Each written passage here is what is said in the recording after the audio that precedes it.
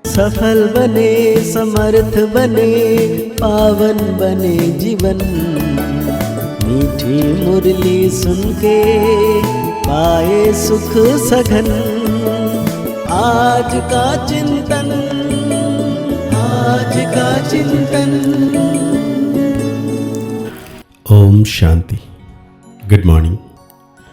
प्यार का सागर सर्वशक्तिवान बाबा, आज हम बच्चों को बड़े प्यार से कह रहे हैं, चैरिटी बिगिंस एट होम, अर्थात पहले खुद आत्माभिमानी बनने की मेहनत करो, फिर दूसरों को कहो आत्मा समझकर आत्मा को ज्ञान दो, तो ज्ञान तलवार में जोहर आ जाएगा।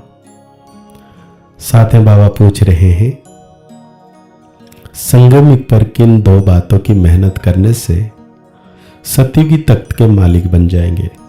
बाबा कहते हैं, एक तो दुख सुख निंदा स्थिति में समान स्थिति रहे, यह मेहनत करो। कोई भी कुछ उल्टा सुल्टा बोले, क्रोध करे तो तुम चुप हो जाओ। कभी भी मुख की ताली नहीं बजाओ, आंखों को सिविल बनाओ, क्रिमिनल आई बिल्कुल समाप्त हो जाए। हम आत्मा भाई भाई हैं, आत्मा समझकर ज्ञान दो, आत्माभिमानी बनने की मेहनत करो, तो सतयुगी तख्त के मालिक बन जाएंगे। संपूर्ण पवित्र बनने वाले भी गद्दी नशीन बनते हैं। बाबा कहते हैं, रूहानी बाप रूहानी बच्चों से बात करते हैं, तुम आत्माओं को यह तीसरा नेत्र मिला है, जिसको ज्ञान का नेत्र भी कहा जाता है। उनसे तुम देखते हो अपने भाइयों को, तो बुद्धि से समझते हो ना कि जब हम भाई भाई को देखेंगे तो कर्मेंद्रियां चंचल नहीं होगी, और ऐसे करते करते आंखें जो क्रिमिनल हैं बहुत सिविल हो जाएगी। बाप कहते हैं, विश्व का मालिक बनने के लिए मेहनत तो करनी पड़ेगी ना, तो अभी यह मेहनत करो। मेहनत करने के लिए बाबा नई नई गुह्य पॉइंट सुनाते हैं ना, तभी अपने को भाई भाई समझकर ज्ञान देने की आदत डालनी है। फिर यह जो गाया जाता है कि बी और ऑल ब्रदर्स, यह प्रैक्टिकल हो जाएगा। अभी तुम सच्चे सच्चे ब्रदर्स हो, क्योंकि बाप को जानते हो। बाप तुम बच्चों के साथ सर्विस कर रहे हैं। हिम्मत बच्चे, मदद बाप। तब बाप आकर यह हिम्मत देते हैं सर्विस करने की, तो यह सहज हुआ ना। तो रोज यह प्रैक्टिस करनी पड़ेगी, सुस्त नहीं होना चाहिए।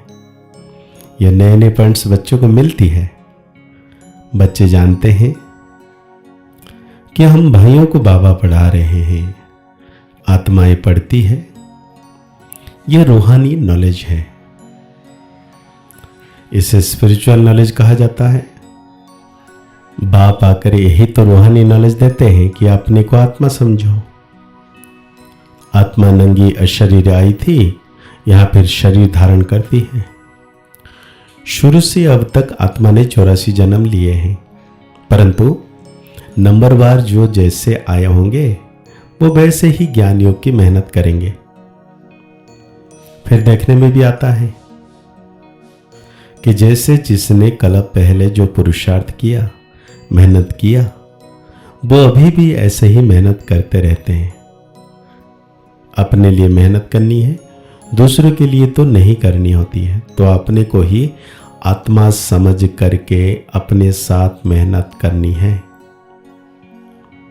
बाप कहते हैं, बच्चे कभी भी इन बातों में ताली नहीं बजाओ। अगर ताली से ताली बजी तो फिर गड़बड़ हो जाती है। ना विकारों की, ना काम की, ना क्रोध की। बच्चों को हर एक का कल्याण करना ही है। इतने जो सेंटर्स बने हुए हैं किस लिए? कल पहले भी तो ऐसे सेंटर्स निकले होंगे। देवों का देव बाप देखते रहते हैं कि बहुत बच्चों को यह शौक रहता है कि बाबा सेंटर्स खोलूं। हम सेंटर खोलते हैं, हम खर्चा उठाएंगे तो दिन प्रतिदिन ऐसे होते जाएंगे, क्योंकि जितना विनाश के दिन नज़दीक होते जाएंगे उतना फिर इस तरफ भी सर्विस का शौक बढ़ता जाएगा। अभी बाप दादा दोनों इकट्ठे हैं तो हर एक को देखते रहते हैं, क्या पुरुषार्थ करते हैं, क्या पद पाएंगे,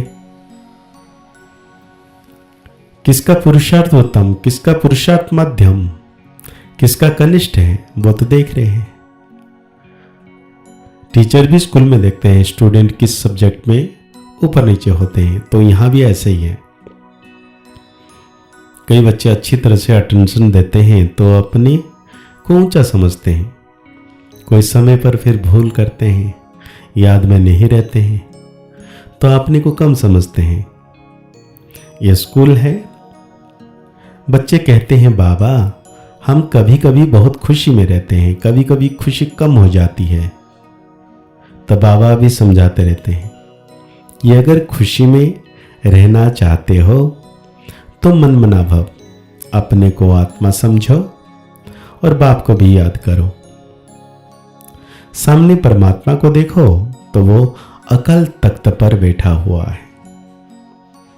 ऐसे भाइयों की तरफ भी देखो, अपने को आत्मा समझ करके फिर भाई से बात करो। भाई को हम ज्ञान देते हैं, बहन नहीं, भाई भाई आत्माओं को ज्ञान देते हैं। अगर यह आदत तुम्हारी पड़ जाएगी तो तुम्हारी जो क्रिमिनल आई है, जो तुमको धोखा देती है, वो आहिस्ते आहिस्ते बंद हो जाएगी। बाप कहते हैं मैं तुम बच्चों को ज्ञान देता हूं, मैं बच्चों की तरफ आत्माओं को देखता हूं और आत्माएं भी समझती है कि हमारा परमात्मा जो बाप है वो ज्ञान देते हैं, तो इसको कहेंगे यह रूहानी अभिमानी बने। इसी को ही कहा जाता है स्पिरिचुअल ज्ञान की लेन देन आत्मा के परमात्मा के साथ। तो यह बाप शिक्षा देते हैं कि जब भी कोई विजिटर आदि आते हैं तो भी अपने को आत्मा समझो।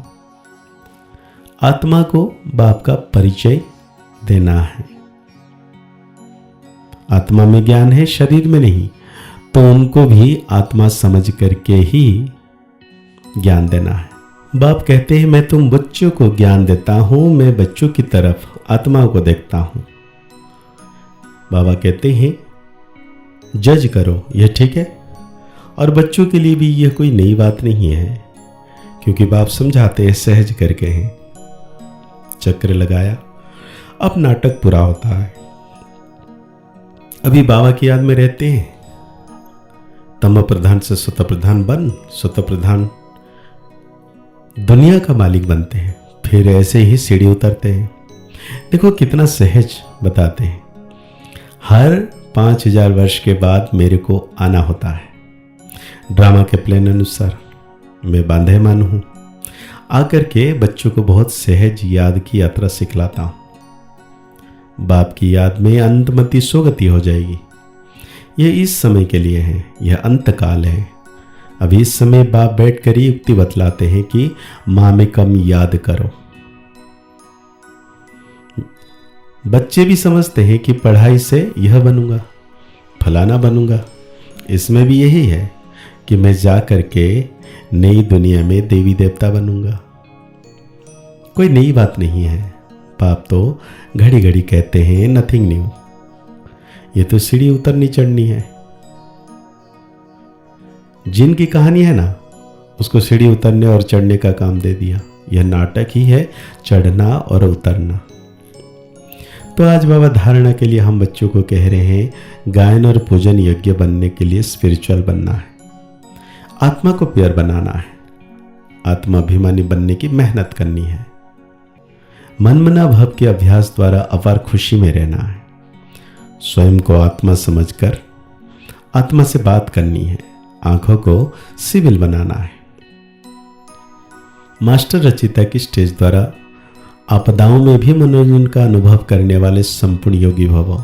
आज बाबा वरदान दे रहे हैं, मास्टर रचिता की स्टेज पर स्थित रहने से बड़े से बड़ी आपदायक मनोरंजन का दृश्य अनुभव होगी। जैसे महाविनाश की आपदा को भी स्वर्ग की गेट खुलने का साधन बताते हो, ऐसे किसी भी प्रकार की छोटी बड़ी समस्या व आपदा मनोरंजन का रूप दिखाई दे। हाय हाय के बजाय वह शब्द निकले, दुख भी सुख के रूप में अनुभव हो। दुख सुख की नॉलेज होते हुए भी उसके प्रभाव में ना आए। दुख का भी बलिहारी सुख के दिन आने की समझे, तब कहेंगे संपूर्ण योगी। तो आज बाबा स्लोगन दे रहे हैं हम बच्चों को, दिल तख्त को छोड़ो, साधारण संकल्प करना अर्थात धरनी में पांव रखना।